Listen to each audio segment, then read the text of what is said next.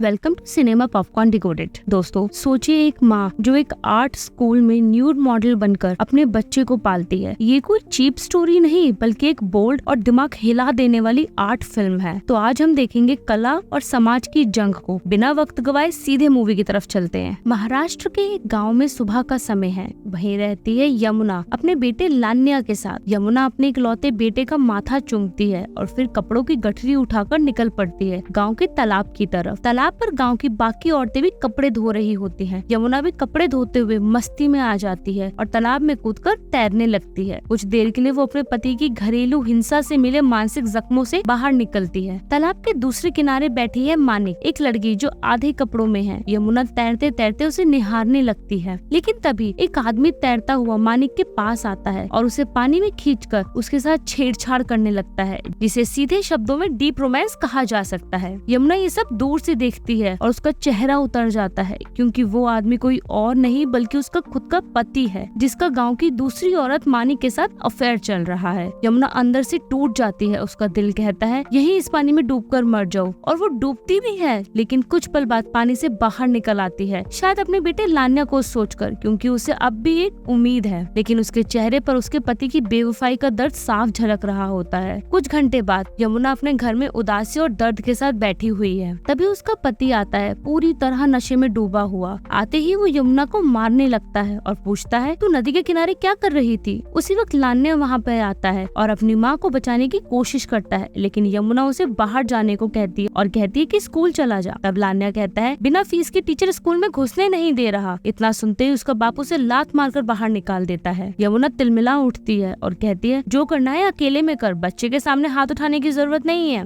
लेकिन उसका पति बिना कुछ सोचे समझे यमुना के हाथ से सोने की चूड़ियां जबरदस्ती निकाल लेता है और घर से बाहर चला जाता है। यमुना पीछे से चिल्ला रही होती है कि वो उसने लान्या की फीस के लिए रखी थी, और माथे पे हाथ रखकर बेचारी रोने लगती है। कुछ देर बाद यमुना वहाँ जाती है जहाँ वो बीड़ी बनाने का काम करती थी। वो आते ही मालिक से कुछ पैसे एडवांस में मांगती है और कहती है तनख्वाह से काट लेना मेरी। लेकिन मालिक बताता है कि तेरा पति थोड़ी देर पहले ही आया था और तेरी अगले महीने की पूरी तनख्वाह एडवांस में ले गया। ये सुनकर यमुना का दिल टूट जाता है। वो मायूस होकर जाने लगती है। तभी मालिक कहता है चल मैं पैसे दे भी दूं तो बदले में तू मुझे क्या देगी। ये सुनते ही यमुना भड़क जाती है और यहाँ मालिक भी यमुना की मजबूरी का फायदा उठाना चाहता है। वहाँ से सीधा यमुना पहुँचती है मानिक के घर और जोर जोर से दरवाजा पीटने लगती है। तभी बालकनी में मानिक आती है। उसे देखकर यमुना गुस्से में कहती है चल मेरी चूड़ियां दे, नहीं तो पत्थर फेंक के मारूंगी। लेकिन मानिक इतराती है, अपने बालों को ठीक करती है और तभी यमुना का पति बाहर आ जाता है। यमुना का पति आते ही उसे गालियां देने लगता है, लेकिन यमुना पहले से ही गुस्से से भरी होती है। वो उससे अपने पैसे और जेवर मांगती है, लेकिन उसका पति कुछ नहीं कहता। यमुना चिल्लाने लगती है, उसका कॉलर पकड़ लेती है और कहती है मुझे मेरे पैसे चाहिए। लेकिन जवाब में उसका पति बीच सड़क पर उसके ऊपर गुटखा थूक देता है। यमुना एकदम शांत हो जाती है। ऊपर खड़ी मानिक जोर जोर से उसके ऊपर हंसने लगती है। इतनी बेइज्जती के बाद यमुना वहाँ से चुपचाप चली जाती है। वो सीधा नदी किनारे पहुँचती है, एकदम खामोश खड़ी रहती है और रोते हुए अचानक पानी में छलांग लगा देती है। कुछ देर बाद खुद को साफ करके यमुना नदी से बाहर निकलती है, बिल्कुल शांत चेहरा। सड़क पर चलते हुए जा रही होती है बस, जहाँ हर आदमी बस यमुना को घूरता रह जाता है। वहीं दूसरी तरफ लान्या एक पेड़ के नीचे बैठा स्केच बना रहा होता है। शायद उसे स्केचिंग करना पसंद है। यमुना वहीं पहुंचती है, उसका हाथ पकड़ती है और उसे लेकर घर चली जाती है। अगली सुबह यमुना लान्या को लेकर गाँव छोड़ देती है और वो पहुँचती है मुंबई की झोपड़पट्टी में, जहाँ उसकी मौसी, जिसे वो अक्का कहती है, अक्का भी उसी की तरह गरीब है। यमुना आते ही अक्का के सामने फूट फूट कर रोने लगती है। अक्का जो एक निडर और सख्त औरत है, गुस्से में कहती है रोना धोना बंद कर, तेरे रोने से कुछ नहीं होगा। फिर बाहर से सलीम को बुलाती है और कहती है लान्या को समंदर घुमा कर ला। उसके बाद अक्का यमुना को समझाती है कि देख उस आदमी के लिए मत रो, कीड़े पड़ेंगे उसे, मर जाएगा एक दिन। लेकिन यमुना फिर भी रोती रहती है। पहले तो अक्का उसे प्यार से समझाती है, लेकिन जब यमुना शांत नहीं होती तो अक्का थप्पड़ दिखाते हुए डांटती है कि भाई बस कर, अब हो गया।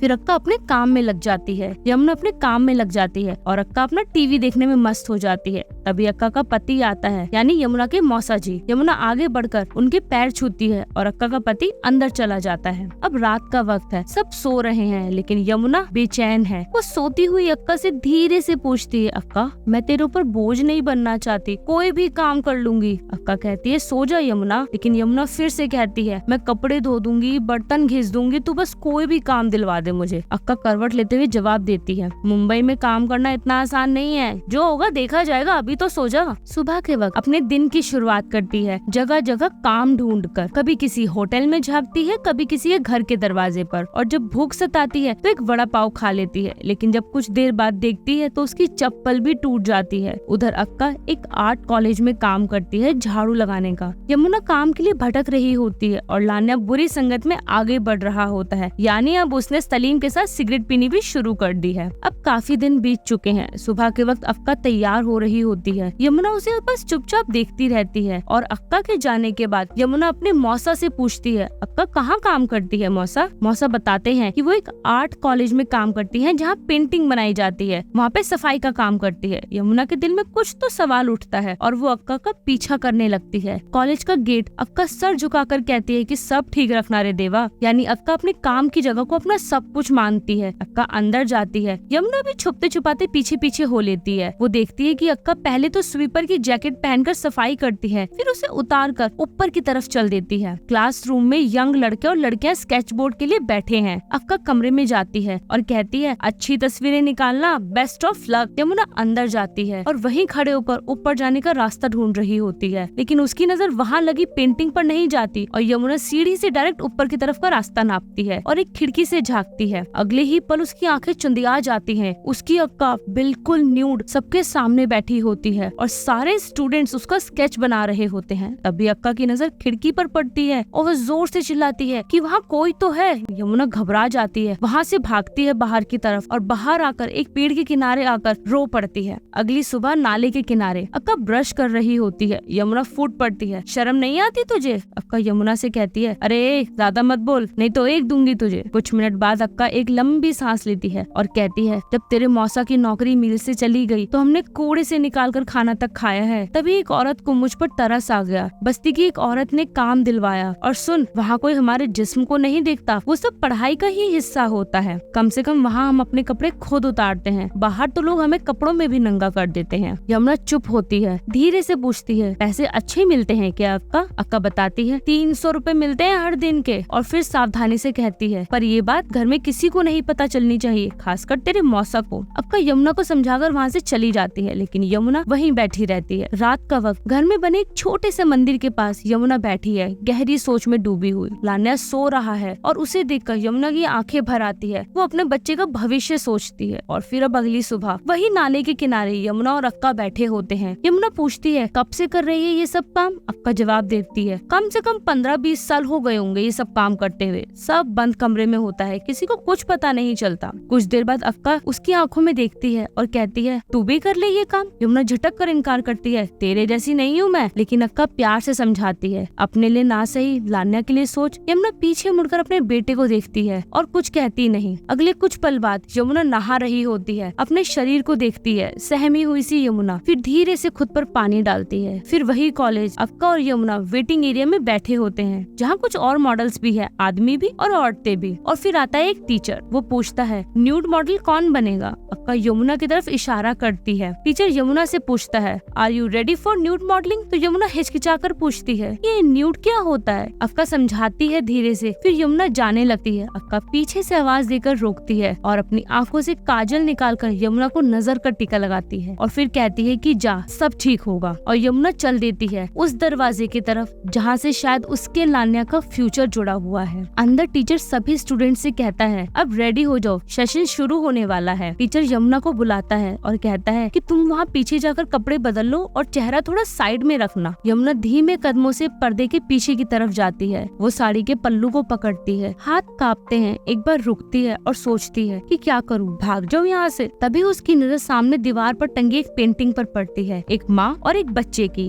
वो अपने बेटे लान्या के बारे में सोचकर रोते हुए अपना मंगलसूत्र खुद तोड़ देती है। फिर वो अपनी साड़ी उतार देती है, ब्लाउज उतारती है, पेटीकोट को थोड़ा ऊपर लपेटकर खुद को ढकती है और धीरे से क्लास में सामने आती है। आंखें भीगी हुई है। वो बिना किसी से नजर मिलाए चुपचाप सामने की टेबल पर बैठ जाती है। क्लास शुरू होती है। सब स्टूडेंट्स अपने स्केच पैड उठाते हैं और शुरू हो जाते हैं। लेकिन एक चेहरा है जयराम का। इस वक्त जयराम स्केच को ना देखकर बस ये देखता है कि यमुना जो कि सामने बैठी है और मुंह बंद करके बस रोए जा रही है बिना आवाज के। जयराम चुपचाप देखता है और फिर वापस अपनी पेंटिंग में लग जाता है। कुछ देर बाद यमुना भी शांत हो जाती जाती है। ब्रेक टाइम में यमुना बाहर अकेली बैठी होती है, खुद में खोई हुई। एक लड़की आकर कहती है, ब्रेक टाइम खत्म हो गया है मैम, वापस चलिए। लड़की चली जाती है वापस क्लास में। यमुना सोचती है 300 आज के, 300 कल के और 300 परसों के, यानी पूरे 900 रुपए। इतना पैसा उसके लिए बहुत है। वो एक्साइटमेंट में होकर हल्का सा मुस्कुराती है और क्लास में वापस लौट जाती है। अब वो उतनी कांपती नहीं है, अब की बार उसकी आंखों में आंसू भी नहीं है, बस झुकी हुई नजर।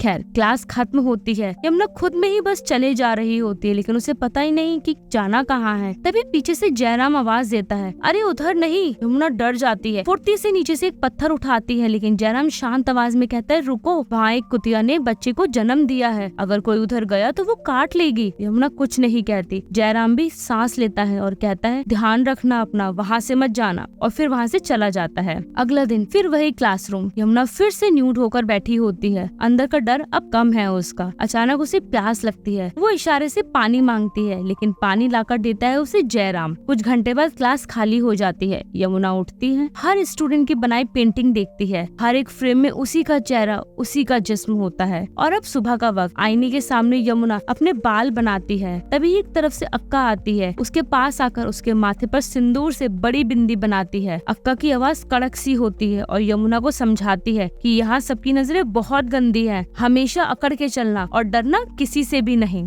कुछ दिन बीतते हैं। यमुना रसोई में चावल के डब्बे में हाथ डालकर उसमें कुछ पैसे डालती है और कुछ सिक्के निकालती भी है। यमुना वो सिक्के लान्या के हाथ में रखती है, जा कुछ खा लियो बाहर से। पैसे देने के बाद यमुना सलीम की माँ से बात करती है कि उसे अपने लान्या को स्कूल में एडमिशन करवाना है। यमुना अंदर जाती है। अंदर आते ही मौसा पूछते हैं, कहाँ काम मिला यमुना तुझे? यमुना थोड़ा सा झिझक जाती है। अक्का बीच में बोल पड़ती है, जहाँ मैं झाड़ू लगाती हूँ वहीं लगवा दिया मैंने इसे, 6 महीने का काम फिक्स हो गया इसका। मौसा तुरंत बोल पड़ता है, मेरा भी लगवा दे वहाँ। अक्का तिरछी नजर से देखते हुए गुस्से में कहती है, मेरी भी कोई इज्जत है वहाँ, तू तो रोज पी के चला आता है। मौसा चुप हो जाता है और खाना खाने लगता है अपना। अक्का नीचे बैठ जाती है सब्जी साफ करने। यमुना भी लान्या के पास बैठती है। वो कुछ कहने ही वाली होती है, लेकिन लान्या भड़क जाता है, लक्ष्मण बुलाया कर मुझे, लान्या पसंद नहीं मुझे, बच्चा नहीं हूँ मैं। और फिर वो उठकर वहाँ से चला जाता है। अक्का देखती है कि लान्या स्केच बना रहा है और लान्या की बनाई हुई स्केच अक्का यमुना को दिखाती है। यमुना सुन्न रह जाती है, सोचती है अगर लान्या यही आर्ट कॉलेज में स्केच बनाने आ गया तो। आर्ट कॉलेज में क्ले स्टैचू बनने वाला सेशन होता है। इस बार अक्का और यमुना दोनों का स्टैचू एक साथ बन रहा होता है। यमुना बुदबुदाती है, कमर पर खुजली हो रही है। अक्का अपनी पीठ उसकी पीठ से सटा देती है, कहती है अब खुजाले, और साथ ही कहती है कि इस बार का बिजली का बिल बहुत ज्यादा आया है। यमुना बताती है कि अक्का गर्मी भी तो बहुत है ना। उसके बाद अक्का कहती है कि साबुन कम इस्तेमाल कर, वैसे भी हमारे कपड़े कौन देखता है। इस बात पर यमुना मुस्कुरा देती है। उसकी नजर जाती है जयराम की तरफ, वो यमुना की स्टैचू बना रहा होता है। यमुना खो जाती है अपने पास्ट में, जब उसकी शादी हुई थी। कुछ घंटों बाद यमुना अपनी सैलरी लेने जाती है उसी टीचर के पास। वो अब कहता है यमुना से कि अब 2-3 महीने बाद ही आना, और फिर आगे बताता है कि तुम्हें पता है इस काम को करते करते तुम्हें 2 साल हो गए, ये कला पीछे छूट रही है, लेकिन तुम और अक्का नहीं होते तो ये क्लास भी नहीं चल पाती। यमुना इस बात का मतलब कुछ नहीं निकाल पाती। टीचर मुस्कुराकर कहता है कोई बात नहीं, जाओ और अपना ध्यान रखो। अब यमुना कॉलेज के अलावा दूसरे घरों में भी काम करने लगी है। यमुना और अक्का मिलकर झाड़ू लगा रहे होते हैं कॉलेज में। जमीन पर कुछ अधूरे स्केच बिखरे हुए पड़े होते हैं। यमुना पहले उसे देखती है, फिर उन्हें धीरे से अपने ब्लाउज में छुपा कर रख लेती है। तभी एक और स्केच उसे झाड़ू लगाते हुए मिलता है। अक्का पास आती है, उसके हाथ से स्केच लेती है। यमुना डर जाती है। अक्का बिना कुछ कहे वो स्केच ले जाकर आग में फेंक देती है, जहाँ कूड़ा जल रहा होता है। यमुना रुकती है, सोचती है, और फिर जो स्केच उसने छुपा रखा था उसे भी निकालकर आग में डाल देती है। कुछ दिन बीत जाते हैं। यमुना लान्या का बैग चेक कर रही होती है। उसे अंदर से एक पेंटिंग मिलती है। वो समझ जाती है लान्या भी एक चित्रकारी की तरह चित्र बना रहा है। उसी पर लान्या तेजी से आता है और माँ का ध्यान भटकाने की कोशिश करता है और कहता है कि माँ कंपास बॉक्स चाहिए मुझे, मेरे पास कंपास बॉक्स नहीं है। लेकिन यमुना की नजरें तेज हो चुकी हैं। वो उसका ज्योमेट्री बॉक्स खोलती है और देखती है कि उसमें तो सिगरेट है। यमुना का पारा हाई हो जाता है। वो लान्या को पकड़कर मारने लगती है कि इसके लिए मैं पैसे कमाती हूँ। तभी अक्का बीच में आती है और कहती है उम्र है उसकी, एक सिगरेट पी ली तो क्या हो गया। यमुना भरी हुई आवाज में बोलती है सिगरेट के लिए नहीं डांट रही मैं उसे, पेंटिंग की वजह से डांटा पता है मैंने उसे, स्कूल वालों ने स्कॉलरशिप तक दी है इसको इस चित्रकला के लिए। अक्का भी सुन्न हो जाती है। वो समझ जाती है कि अगर लान्या का यही रहा तो वो उसी कॉलेज में लौटेगा जहाँ यमुना और वो काम करते हैं। वो सख्त लहजे में कहती है अब लान्या यहाँ पे नहीं रहेगा, औरंगाबाद जाएगा पढ़ने के लिए। अगले ही पल अक्का आगे आगे चल रही होती है। यमुना लान्या को हाथ पकड़कर खींचते हुए लाती है। लान्या चिल्ला उठता है, मैं नहीं जाऊंगा औरंगाबाद, वहाँ से लोग पढ़ने यहाँ पर आते हैं, तुम मुझे वहाँ भेज रहे हो। गली के सारे लोग वहीं जमा हो जाते हैं। दूर खड़ी अक्का सब कुछ सुन रही होती है। उसके चेहरे पर गुस्सा चढ़ता ही रहता है। वो दौड़कर आती है और लान्या को एक जोरदार थप्पड़ लगाती है। फिर उसका हाथ पकड़कर खींचते हुए उसे ले जाती है। धीरे धीरे वक्त बीतता है। अब यमुना फिर से आर्ट कॉलेज में है, वहीं बैठी होती है। कुछ स्टूडेंट्स आते हैं उसके पास। इसमें से एक लड़का आता है और आकर कहता है मैम हमें न्यूड मॉडल चाहिए, आप चल सकती हैं मेरे साथ। यमुना झिझकते हुए कहती है कि मैं किसी के घर नहीं जाती। तभी जयराम आता है और नॉर्मली समझाता है, देखो न्यूड मॉडल्स हमारे लिए बहुत जरूरी है, नहीं होंगे तो हम सीखेंगे कैसे। यमुना कुछ पल उसे देखती है, फिर धीरे से कहती है कि ठीक है, पर जयराम भी मेरे साथ चलेगा। जयराम पूछता है क्यों? यमुना जवाब देती है, मेरा ख्याल रखने के लिए। शायद यमुना उसे पसंद करने लगी है और शायद जयराम भी। कुछ देर बाद एक स्टूडेंट का घर अंदर पेंटिंग का सेशन चल रहा होता है। यमुना न्यूड मॉडल है। सभी स्टूडेंट्स उसका स्केच बना रहे होते हैं। एक चाय वाला बच्चा सबको चाय दे रहा होता है। वो जयराम के हाथ में यमुना की बनाई हुई पेंटिंग देखता है और उसके बाद वो बच्चा यमुना को दरवाजे के पीछे से देखता है। जयराम तुरंत जाता है दरवाजे की तरफ और लड़के को भगा देता है। कुछ देर बाद यमुना और जयराम लोकल ट्रेन में होते हैं। यमुना और जयराम एक साथ बैठे हैं। यमुना अपने पर्स से एक फोटो निकालती है और जयराम को बताती है कि ये मेरा बेटा है, चित्र बनाता है तुम्हारी तरह। जयराम फोटो देखता है और मुस्कुरा देता है। कुछ साल बीतते हैं। यमुना घर के बाहर खामोशी से बैठी है। वहीं अक्का लान्या से फोन पर बात कर रही होती है। बात खत्म करके अक्का यमुना से कहती है बात कर अपनी माँ से, लेकिन लान्या मना कर देता है। जबरदस्ती अक्का फोन यमुना को पकड़ाती है। यमुना धीरे से फोन लगाती है कान पर, लेकिन दूसरी तरफ लान्या बस एक ही बात करता है, पैसे भेजो, और कैसे भी करके बस पैसे चाहिए, और बिना जवाब सुने फोन काट देता है। यमुना चुपचाप फोन नीचे रखती है, चप्पल पहनती है और बाहर निकल पड़ती है। वक्त धीरे धीरे गुजरता है। अब यमुना हर जगह खुद जाती है न्यूड पेंटिंग्स के लिए। साथ में होता है जयराम, बस इसीलिए क्योंकि अब लान्या की पढ़ाई और जरूरतों के लिए उसे डबल कमाना पड़ता है। एक दिन अक्का लान्या को फोन पर बताती है कि तेरे खाते में तेरी माँ ने पैसे डलवा दिए हैं और इसके लिए तुझे पता है उसे कितना काम करना पड़ता है, पर लान्या फिर भी नहीं समझता। दूसरी तरफ यमुना समंदर किनारे खड़ी होती है, शांत गुमसुम सी, जैसे समंदर की लहरें भी उसके भीतर के शोर को सुन रही हो। पीछे खड़ा जयराम बस उसे देखता रहता है चुपचाप, जैसे उसकी तकलीफ उसकी आंखों से पड़ रहा हो, पर वो कुछ कह नहीं पाता। और अगले ही दिन आर्ट कॉलेज में टीचर यमुना से पूछता है तुम बाहर भी जाती हो न्यूड पेंटिंग्स के लिए? यमुना मजबूरी में कहती है बेटे की फीस भरनी है, मजबूरी है। टीचर समझता है और कहता है मेरा एक दोस्त है, वो भी पेंटिंग बनाना चाहता है, मैं तुम्हारे साथ जयराम को भेज दूंगा। यमुना हाँ कह देती है। कुछ देर बाद यमुना और जयराम एक घर के सामने खड़े होते हैं। एक काली मर्सिडीज रुकती है और उसमें से निकलते एक बुजुर्ग कलाकार। जयराम उन्हें देखता है, उसकी आंखें खुली की खुली रह जाती है। वो झुककर उनके पैर छूता है और नमस्कार करता है। अब उस चित्रकार के घर में यमुना उनके सामने बैठती है न्यूड होकर। यमुना के अंदर अब आत्मविश्वास तो है ही, लेकिन अब कहीं न कहीं मजबूरी भी है। जयराम पीछे बैठा हुआ है। तभी यमुना एक सवाल करती है, आप लोग ये न्यूड पेंटिंग्स क्यों बनाते हैं? बुजुर्ग कलाकार मुस्कुरा कर कहता है, कपड़ा जिस्म पर पहनाया जाता है, रूह पर नहीं। मैं रूह की पेंटिंग बनाता हूँ। और फिर धीरे धीरे पेंटिंग खत्म होती है। धीरे धीरे और समय बीतता है। अब यमुना कभी झाड़ू लगाती है कॉलेज में, कभी जयराम के साथ दर दर भटकती है न्यूड स्केचिंग के लिए। अक्का की तबीयत अब और भी बिगड़ गई है, पैरों में दर्द, चेहरे पे थकावट। एक दिन लान्या की चिट्ठी आती है। मौसा जी पढ़ के सुनाते हैं कि वो पास हो गया है, लेकिन अब उसे और पैसों की जरूरत है। यमुना फिर सोच में पड़ जाती है, अब और पैसे कहाँ से लाऊं? वो तैयार होती है एक बार फिर से दर दर भटकने के लिए। और उस रात जयराम अपने कमरे में होता है अकेला। चारों तरफ दीवारों पर, टेबल पर, जमीन पर बस यमुना की ही न्यूड पेंटिंग्स होती है और जयराम उन सब के बीच लेटा हुआ होता है। कॉलेज की क्लासरूम में यमुना साड़ी में बैठी है। चारों ओर स्टूडेंट्स उसकी कलर पेंटिंग बना रहे हैं इस बार, लेकिन यमुना अपनी सोच में खोई हुई है। वो लान्या के साथ बिताए हुए पुराने पल याद कर रही है, उनकी हंसी, उनकी बातें, उनका साथ। अचानक क्लासरूम के बाहर से शोर उठता है। कुछ लोग कॉलेज में घुस आते हैं, कुछ आदमी, कुछ औरतें, चेहरों पर गुस्सा और हाथ में पोस्टर लिए हुए, ये कहते हुए कि नंगापन नहीं चलेगा। कोई वीएचपी है, कोई बजरंग दल का, पर फिल्म में इनका कोई जिक्र नहीं किया गया। ये हमारे देश की वो अनऑफिशियल मोरल ग्रुप है जो जो अपनी सोच को कानून से ऊपर समझते हैं। ये लोग आते ही हॉल में तोड़फोड़ शुरू कर देते हैं, कोई पेंटिंग फाड़ दी जाती है, स्टूडेंट्स को धक्का मारा जाता है। ये लोग उधर यमुना चुपचाप ये सब कुछ देख रही होती है। वो औरत जो खुद कभी अनपढ़ रही फिर भी न्यूड आर्ट की अहमियत जानती है, पर बेचारी कर भी क्या सकती है।